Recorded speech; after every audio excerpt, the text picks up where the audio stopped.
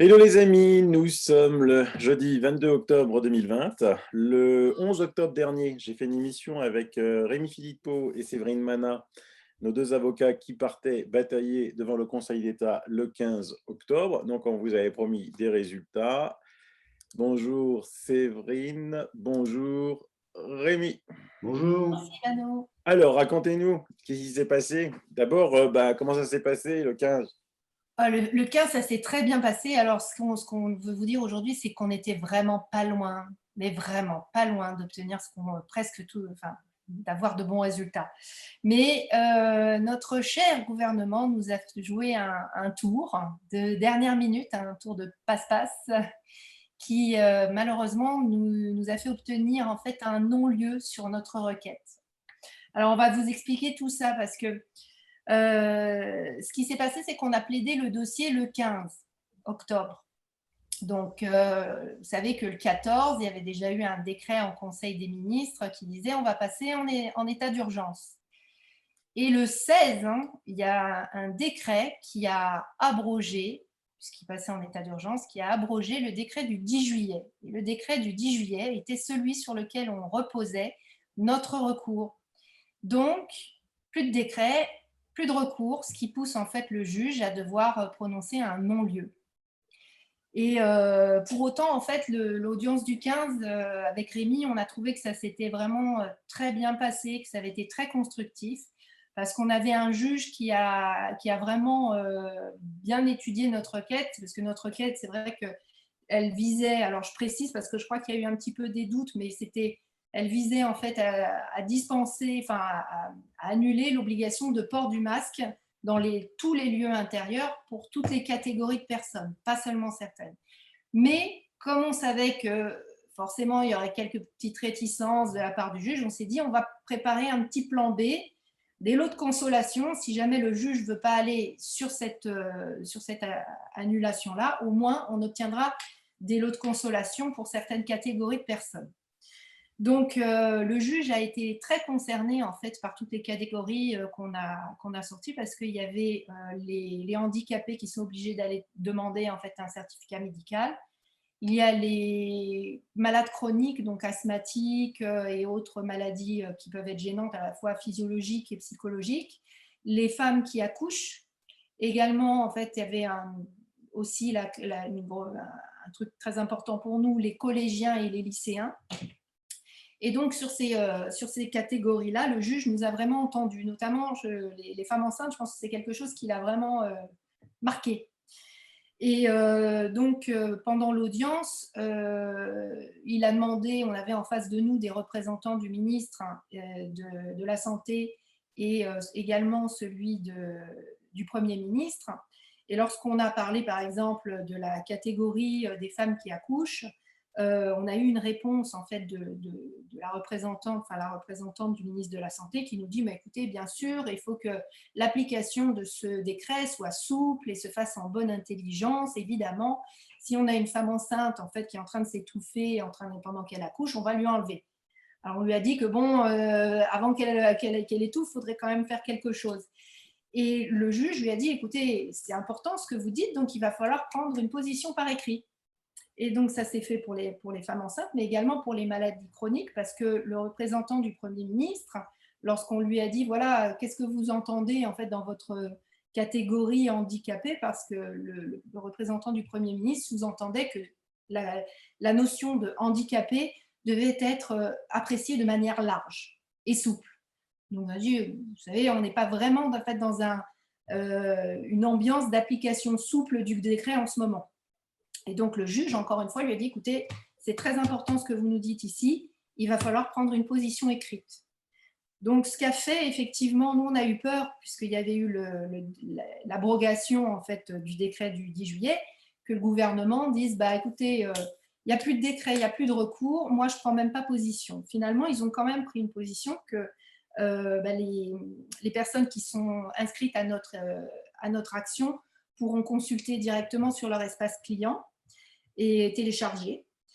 Et donc, dans cette position, le ministre a fait avancer quand même un petit peu la cause, c'est-à-dire qu'on a quand même des petits lots de consolation dont on peut vous faire part. Alors, le premier est que ça concerne les handicapés et puis les malades chroniques. Alors, le ministre, en fait, nous dit qu'effectivement, ils n'ont pas souhaité élargir cette catégorie des handicapés munis de certificats médicaux, mais que ils ont quand même saisi en fait le Haut Conseil de la santé publique pour pouvoir avoir un avis et obtenir en fait une position sur d'éventuelles contre-indications médicales. Donc notamment, on pense aux asthmatiques.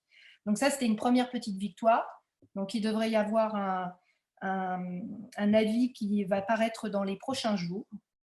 Et puis également pour les femmes enceintes, donc celles qui vont accoucher, c'est également en fait un avis qui va être demandé au Conseil de la santé publique sur ce point-là. Mais pour l'instant, ils considèrent que les femmes enceintes sont vulnérables dans leur dernier trimestre de grossesse, donc du coup beaucoup plus vulnérables en fait au Covid-19. C'est ce qu'ils disent. Hein. Voilà, je vous rapporte un petit peu ça. Vous pourrez le lire en détail, ce sera mis sur le site. Mais voilà, ce qu'on peut apprécier, c'est qu'effectivement, il y a une saisine du Haut Conseil de la santé publique. Après, on verra bien ce qui va en ressortir. Et puis, troisième point sur le port du masque en fait, par les collégiens. On n'a pas réussi à obtenir une modification de la position sur ce point. Par contre, on a obtenu une clarification. Le port du masque n'est pas rendu obligatoire lors de la pratique des activités sportives dans le cadre des lycées et des collèges. Ce n'était pas clair partout du tout. Hein. Je tiens à le préciser. Il y a même au sein d'un même collège, hein. Moi, dans le collège de ma fille, son prof lui fait pas porter le masque lors d'activités physiques. Par contre, elle a des camarades qui ont des professeurs qui font porter le masque. Il faut quand même être un petit peu stupide. Et donc, ça, c'est valable, en fait, que ce soit de l'activité sportive en intérieur ou en extérieur. Mais c'est pareil, vous avez dans les documents que vous trouverez sur votre espace client, il y a ce document-là, donc tout est clairement indiqué. Donc ça, donc ce sont nos lots de consolation. Alors, bon, on est déterminé, donc on prend les mêmes et on recommence, je dirais. Donc, il va y avoir un recours masque dans le cadre de notre action. On va refaire un recours. C'est très prochainement. Je pense qu'on va faire normalement un référé liberté qui va nous permettre d'obtenir une décision plus vite. Rémi va vous parler un petit peu de la procédure de référé liberté. Mais le but est effectivement, ils ne vont pas nous arrêter comme ça. Ils font disparaître le décret, mais ce n'est pas grave, un nouveau décret, nouveau recours. Sur le prochain recours, effectivement, nous avons un décret du 16 octobre 2020 qui fait état des prescriptions sanitaires dans le cadre de l'état d'urgence et qui développe toutes ces questions de masques, aussi bien en extérieur qu'en intérieur. Donc ce décret-là, effectivement, il va être attaqué dans le cadre d'un référé liberté.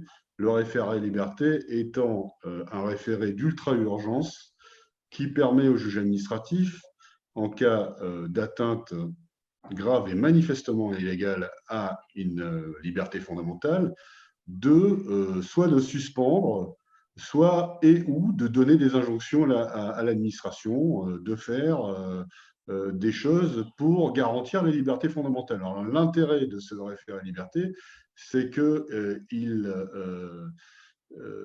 il a un délai indicatif de 48 heures. Alors, des fois, c'est un petit peu plus, mais ça permet d'avoir effectivement une décision du juge qui statue dans les tout prochains jours. Donc ça, c'est intéressant et c'est ce qu'on va mettre en œuvre très rapidement puisqu'on est déjà en train de travailler dessus. Alors, ce qu'il faut, voilà, de toute façon, c'est dans le cadre de la procédure masque qui a déjà été commencée.